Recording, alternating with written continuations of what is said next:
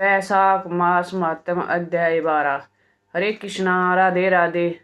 वैशाख के इस महीने में भगवान विष्णु और सूर्य देव की पूजा करने से हमारे सभी पापों से हमको मुक्ति मिलती है और मृत्यु के बाद मोक्ष की प्राप्ति होती है। मान्यता है कि इस महीने में किसी भी पवित्र नदी में स्नान करके या गंगा में स्नान करते समय गंगा स्तुति या गंगा स्त्रोत का पाठ करें तो हमारे सभी पापों का अंत हो जाता है। जन्मों के पाप खत्म हो जाते हैं, उनका अंत हो जाता है। मृत्यु के बाद मोक्ष की प्राप्ति होती है।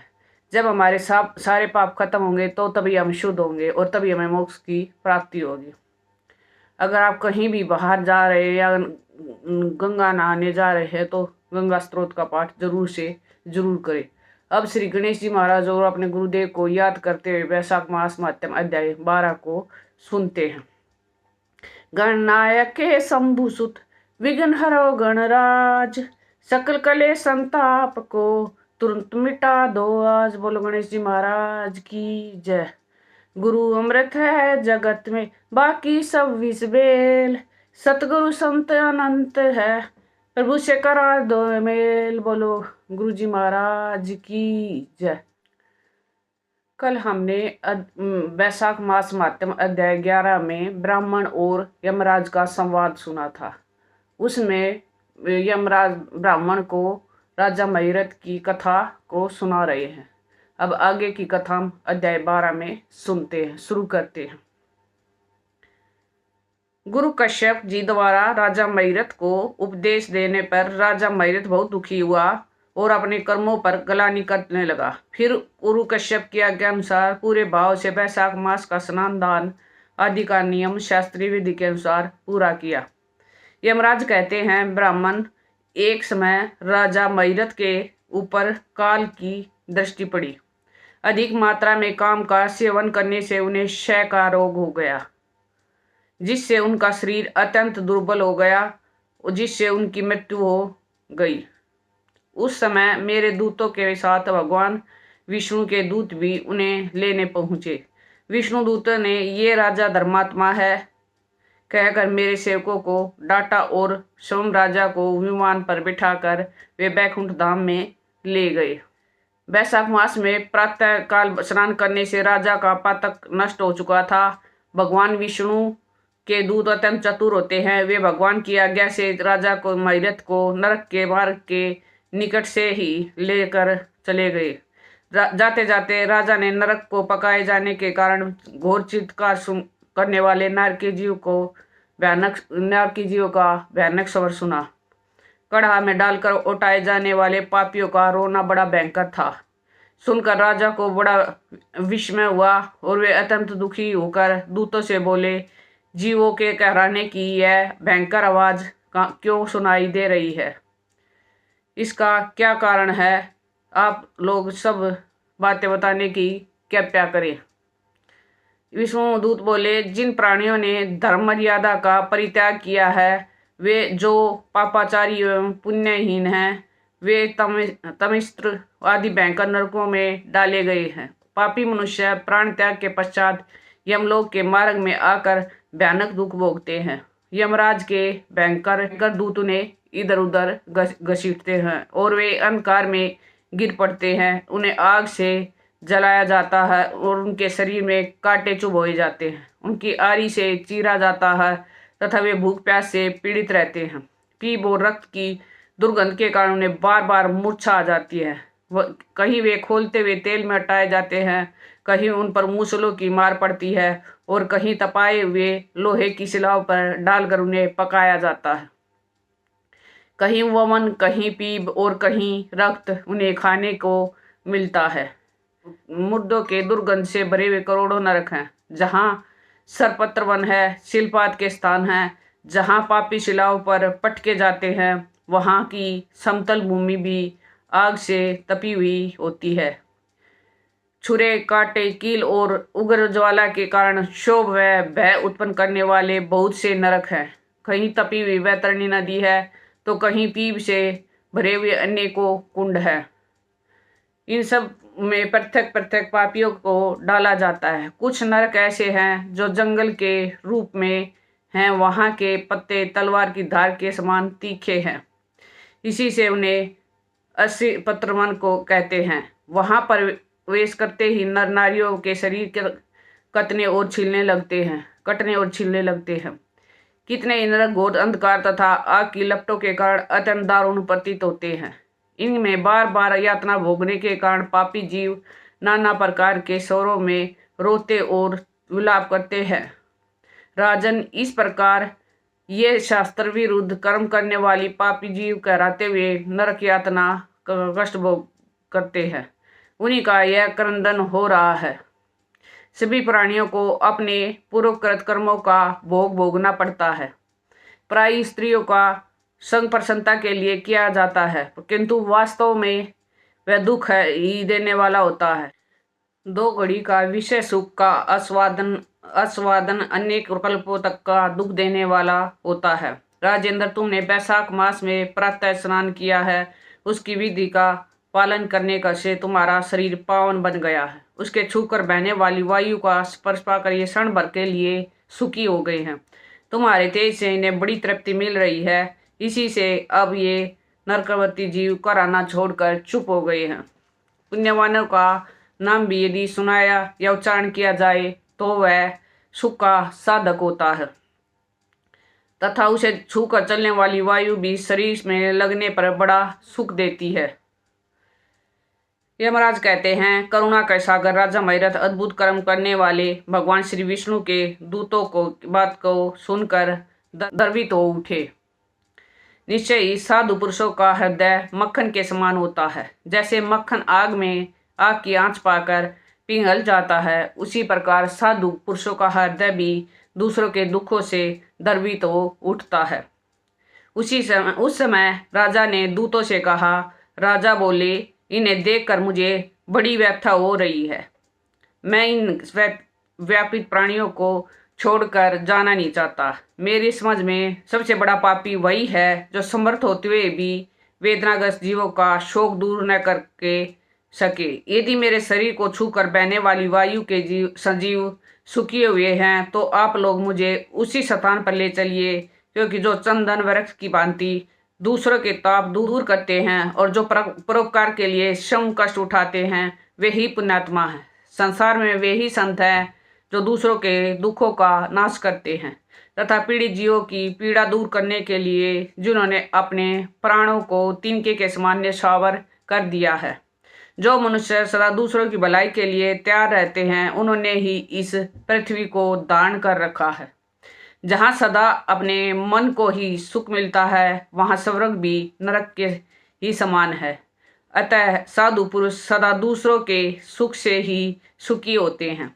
यहाँ नरक में गिरना अच्छा, प्राणों से वियोग हो जाना भी अच्छा, किंतु पीड़ित जीवों की पीड़ा दूर किए बिना एक क्षण का सुख भी भोगना अच्छा नहीं है। दूत बोले, राजन, पापी पुरुष अपने कर्मों का ही फल भोगते हुए भयंकर नरक में पकाए जाते हैं। जिन्होंने दान, होम अथवा पुण्य तीर्थ में स्नान नहीं किया है, मनुष्यों का उपकार तथा कोई उत्तम पुण्य नहीं किया है, वे ही इस परलोक में आने पर घोर नरकों में पकाए जाते हैं। जिनका शील स्वभाव दूषित है और जो दुराचारी व्यवहार में निंदित, दूसरों की बुराई करने वाले एवं पापी हैं, वे ही नरकों में पड़ते हैं। जो पापी अपने वचनों से दूसरों के हृदय पर चोट करते हैं तथा जो पराई स्त्रियों के साथ विहार करते हैं, वे नरकों में पकाए जाते हैं। महाभाग भूपाल, आओ अब भगवान के धाम को चलें।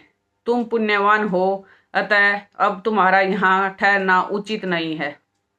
राजा ने कहा, यदि मैं पुण्यात्मा हूँ तो इस महाभयंकर यातना मार्ग में कैसे लाया गया? मैंने कौन सा पाप किया है ताकि इस पुण्य के प्रभाव से मैं विष्णु धाम को जाऊंगा? आप लोग मेरे इस संदेह को दूर करें। दूत बोले, राजन, तुम्हारा मन काम के अधीन हो गया रहा था, इसलिए तुमने कोई पुण्य एक अनुष्ठान नहीं किया है, इसलिए तुम्हें इस मार्ग से लाया गया है। किंतु लगातार 3 वर्षों तक तुमने अपने गुरु की प्रेरणा से वैशाख मास विधिपूर्वक प्रातः स्नान किया है तथा महापापों और अति पापों की राशि का विनाश करने वाले भगवत्सल विश्वेश्वर भगवान मधुसूदन की भक्तिपूर्वक पूजा की है। यह सब पुण्यों का सार है। केवल इस एक ही पुण्य से तुम देवताओं द्वारा पूजित होकर श्री विष्णु धाम को ले जाए जा रहे हो।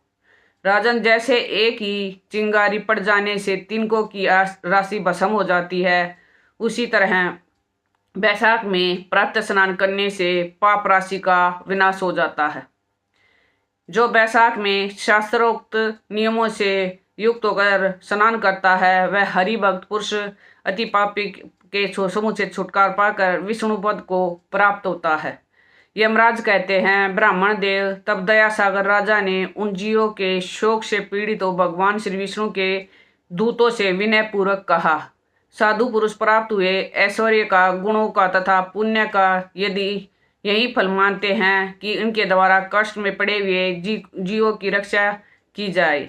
यदि मेरा कुछ पुण्य है तो इसी के प्रभाव से ये नरक में पड़े हुए जीव निष्पाप होकर स्वर्ग को चले जाएं और मैं इनकी जगह नरक में निवास करूंगा।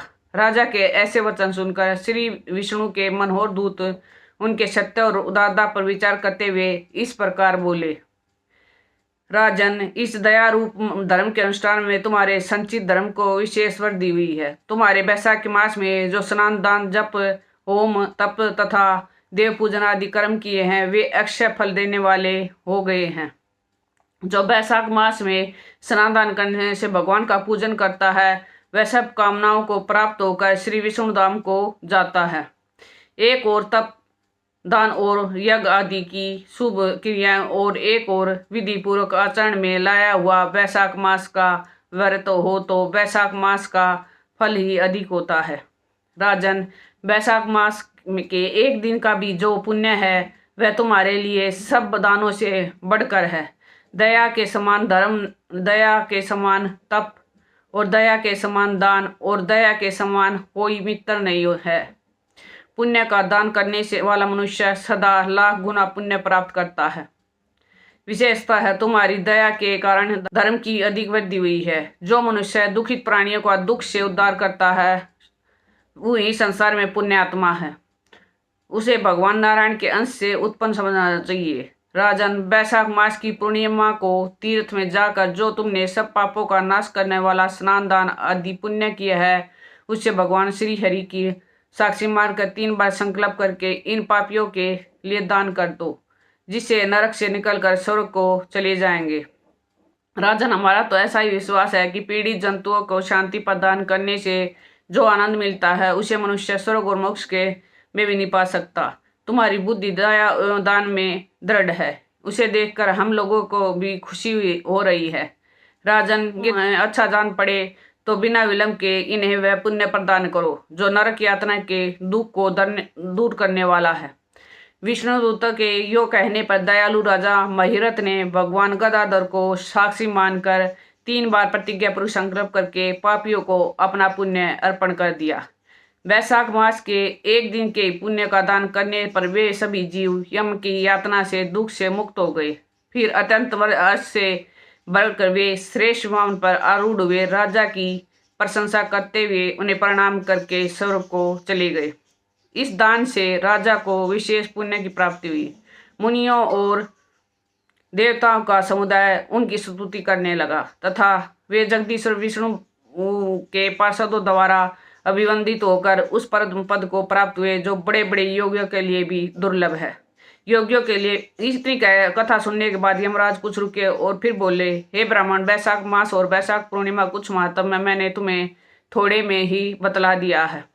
यह महात्म धन, यश, आयु, परम कल्याण प्रदान करने वाला है। इतना ही नहीं, इससे स्वर्ग तथा लक्ष्मी की भी प्राप्ति होती है। यह प्रशंसनीय महात्म अंतकरण को शुद्ध करने वाला और पापों को धो डालने वाला।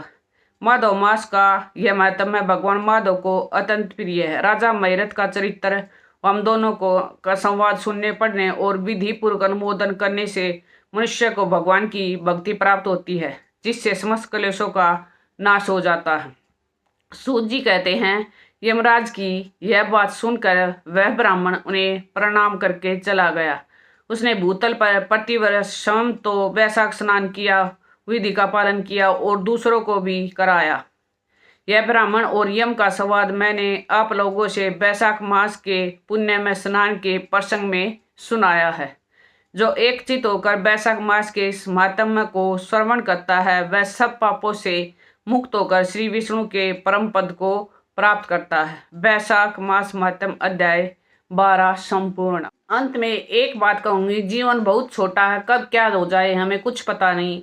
हम हमेशा ये सोचते कि भक्ति की बहुत उम्र पड़ी है, पर विश्वास रखो उम्र नहीं पड़ी है। अभी से शुरू करेंगे तो भी बाद में ही हम कर पाएंगे, वरना जीवन यूं ही चला जाएगा, हमारा कल कभी नहीं आएगा। कलयुग में सबसे सरल उपाय है नाम जाप करना, क्योंकि शास्त्रों में भी कहा गया है कलयुग केवल नाम आधार। इसलिए नाम जाप करके हम भक्ति मुक्ति शक्ति सब कुछ का पा सकते हैं। इसलिए प्रेम से मन से भाव से हर समय नाम जाप करते रहो और अपने सभी पापों का अंत करो। हरे कृष्णा कृष्णा कृष्णा हरे हरे, हरे Ram Ram Ram Hare Hare. Please in video को ज़्यादा से ज़्यादा शेयर कीजिए, अपने शास्त्रों का ज़्यादा से ज़्यादा प्रचार कीजिए, ये भी एक सेवा है। राधे राधे।